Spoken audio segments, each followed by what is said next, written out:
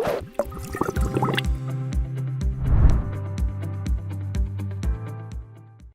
welcome back. So in this video, we are going to be focusing on the next function for our operation here. So we're actually going to be taking our class that we created in our parser here, and we're going to be throwing it into our run operation. And once we do that, we're going to go forward, take the operation, and actually run whatever we want. So for example, in our add 3050 here, we're going to return 80. So we're going to add 30 and 50. So we know that we now have an operation returned from this function, which is going to have the operation that we need and the numbers. So let's go ahead and do this. Now pretty much the way that I'm going to do it is check through all of our different operations here. So I'm going to say if it's equal to add, or if it's equal to multiply or divide or anything like that, and then we're going to run the appropriate operation. So let's get started.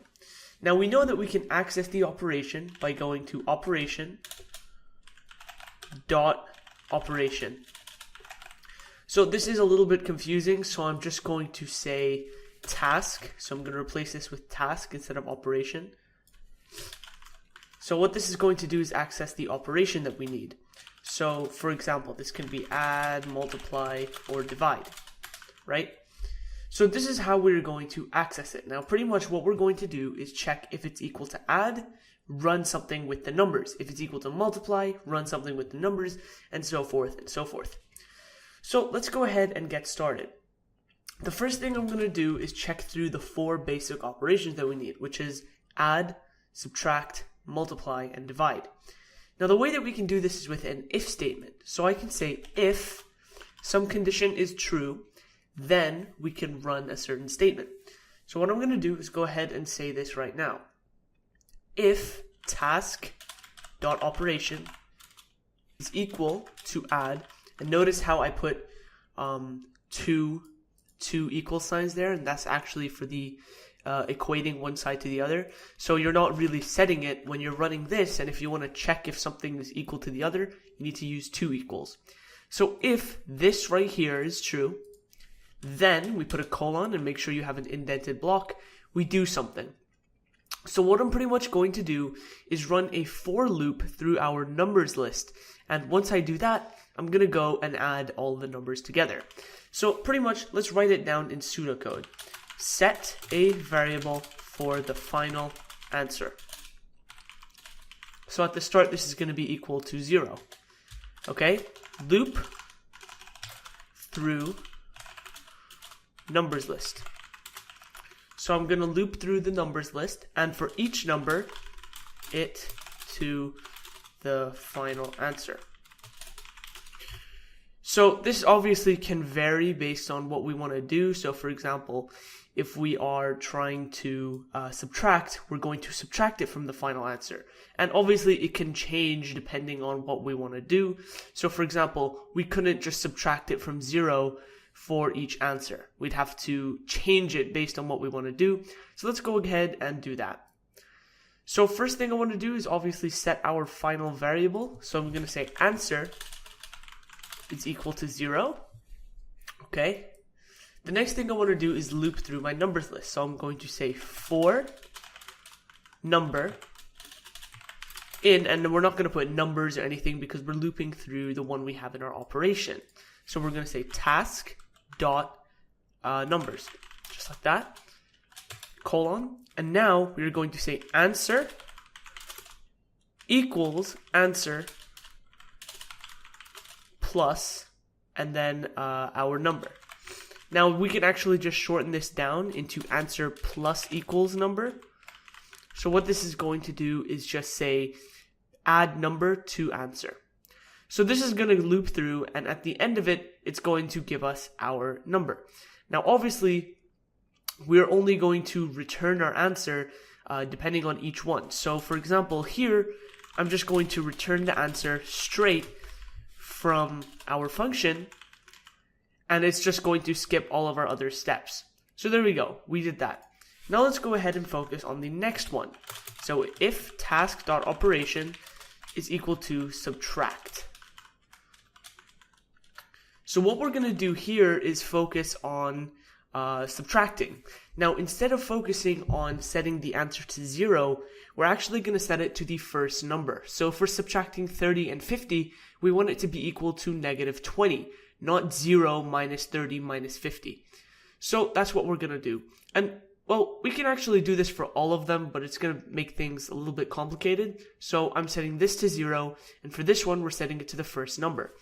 So we're going to say our answer is equal to task.numbers and then 0. So just like that. And what this is going to do is select the first number from our operations here. Now what I'm going to do is run my for loop. So for number in task.numbers, just like that. And now what we want to do is focus on making sure that our number is not subtracting directly from itself. So for example, if we set our answer to 30, we don't want to go 30 minus 50, because that would just give us the exact same thing. What we want to do is make sure that the number that we have selected is not equal to our answer. Or actually, in this case, we want to set it to task.number 0, because our answer is going to be constantly changing. So what we're going to say is if number is not equal, and this is how you write the not equals, by the way, to our task.number 0, just like that, then what we're going to do is subtract it.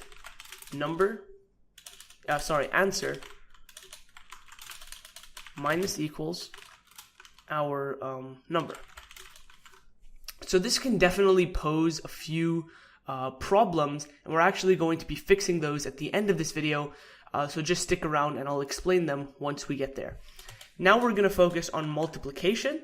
So we're going to say if task.operation, oh, we forgot to return it actually. So after we do all the answers, we're going to return our answer. If task.operation is equal to multiply, then we're going to do the same thing. So we're going to say answer is equal to task.numbers 0, because again, if we set it to 0, what it's going to do is just multiply 0 by this and by this and by that, and it's just going to give us 0. So we're going to do that. Now we're going to go for, and we could just pretty much copy this actually if we wanted to, and including our thing right there. So for number in task.numbers. So this is going to loop through each number, and as long as it's not equal to the first one, what we're going to do is answer multiply equals, and then our thing right there. So we're going to go number. And the final one is divide. So we're just going to go ahead and do that again. But before I do that, so I don't, really take time towards the end of the video, you can kind of see a little bit of a problem there. Let's say we have two numbers, 30 and 30. Now, pretty much what's going to happen is if we're trying to subtract the two, the first one is setting to 30. Okay, that's fine. Now, for every number in task.numbers, if task.numbers is not equal to 30, so if 30 is not equal to 30, that's good, then we're fine. But then it goes to the next one. If 30, which is our number, is not equal to 30, so they're the same number and is causing a big problem there, what we're going to do is pretty much nothing is going to happen. So we need a way to fix that.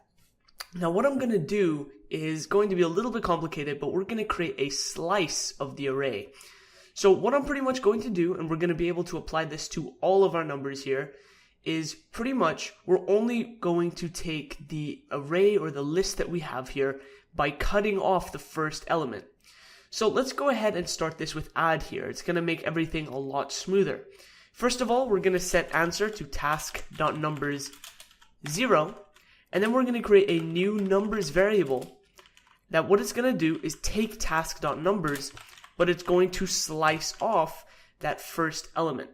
So the way that slices work is you can specify a start, an end, and a step. So the start is going to be the starting index, the end is going to be the ending index, and your step is going to be how many times you want to go through. So 1 would just go through every one. Now instead of starting at the first element, which is the 0th index, we're going to start at the first element. So it's going to be number 1. So we're pretty much going to start here in this case. And then we're going to go all the way to the end. So the end is going to be, we don't know what the end is, so we just leave that blank. And our step is going to be 1. Now the way you can specify this is just you can remove the other 2 colons and go 1 colon and then nothing after that. And that's just pretty much going to say start at the first element, or the second element, sorry, and then keep going until the end. Forgot to add the S there. And what this is going to do is make everything a lot simpler, because then we don't have to run this check every time. And it's also going to remove that problem of having duplicate numbers. So if we want to add 30 and 30, we don't have to run into that bug of having duplicate answers there. So let's go ahead and copy that over for all of our operations there. And this is kind of something you need to think about in development, is looking at focusing on refactoring your code, because sometimes you can have nasty logic errors that you overlook when you're coding. So always make sure that you look at all the possible solutions and some maybe problems that can arise while you're doing this. So I'm going to go ahead and do it for all of them. Make sure to go ahead and also remove the task, because we're going through our new array. Just like that. And there we go.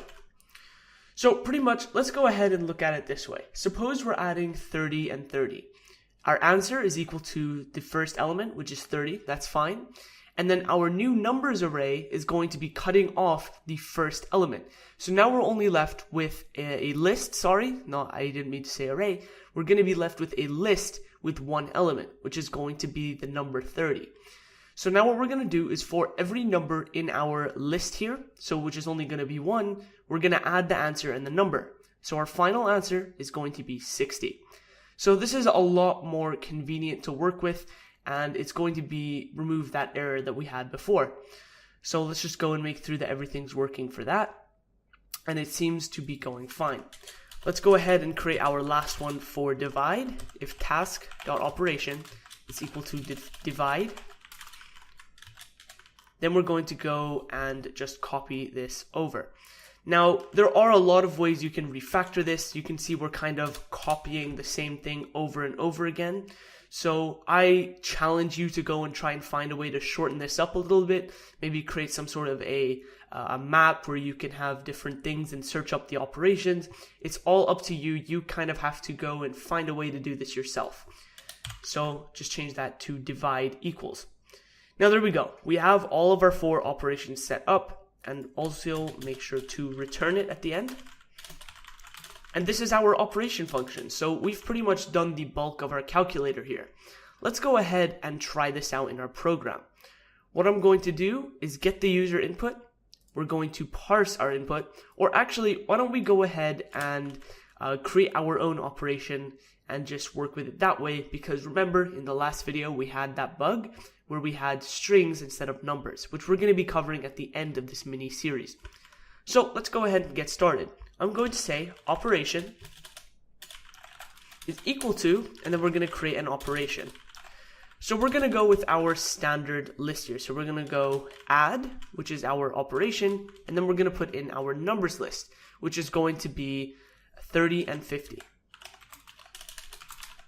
The next thing we want to do is say answer is equal to, and then we're going to run our operation. So we're going to say run operation. So this is taking the operation that we have set up here and passing it into our the function that we just created. Next, we're going to go ahead and print our answer. And hopefully this should return 80. Let's go ahead and run our program, and you can see that it prints out 80 to us. So it's working great. You can go ahead and try this with more numbers. So for example, if I wanted to add 20 here, this would hopefully give us 100. And you can see that is working great. So the last thing I want to do, which is a pretty basic function, is just print the answer back to the user. So what I'm going to do is set my answer. So I'm going to say, well, we already have our answer variable here. So I'm going to actually change this to solution maybe. Now, again, this can be any variable you want. So I'm going to say answer is equal to the string. Your answer is, just like that, answer plus equals the string or solution in this case. So it's going to just glue our solution onto here. Last thing I want to do is return the answer. So this isn't actually going to print anything. It's just going to, well, we could make it print, but I want to save that for later. So there we go. We have that set up. Your answer is answer plus equals solution. So if you already know a little bit of Python, and you might see a little bit of things that could be improved, don't worry about that. We're going to save that for the refactors video, which is coming at the end of this mini-series, and we're going to group that together with talking about proper debugging and how you should do that. So I'm deliberately creating some areas that could be improved here so that we can focus on them at the end of the series. So if you want to go ahead and, try and optimize this yourself, go ahead. You can always post your solutions, all over the place on the Video Lab website. Try and share your, variations in the comments of this video and all over, so everybody can kind of share their knowledge and their different solutions, because this is a pretty vague program. So you can create all sorts of different solutions to this calculator and in all sorts of different ways using, methods that might be simple or complex. So I highly encourage you to go and share this with the world and kind of share answers with each other. Really get some knowledge on Python and some alternate views of making these programs. All right, I'll see you in the next video.